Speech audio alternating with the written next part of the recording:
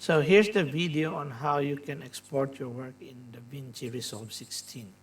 Make sure you click on the Deliver tab right here at the bottom of your screen to go to the export options.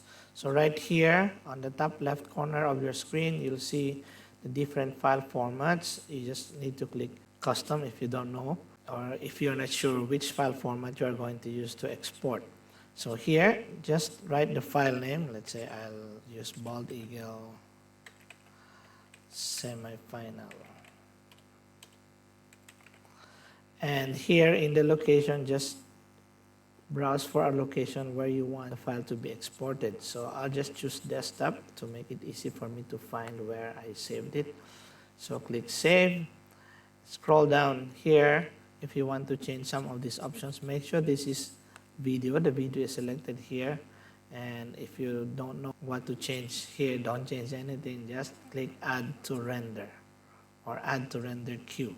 So you will see right here on the top right side of your screen the render queue, and you have here job 1, which the file that you are going to render.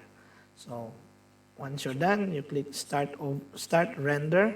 It will start rendering and exporting your video project. So once it's done, just go to the folder where you choose to save your file, and that's it.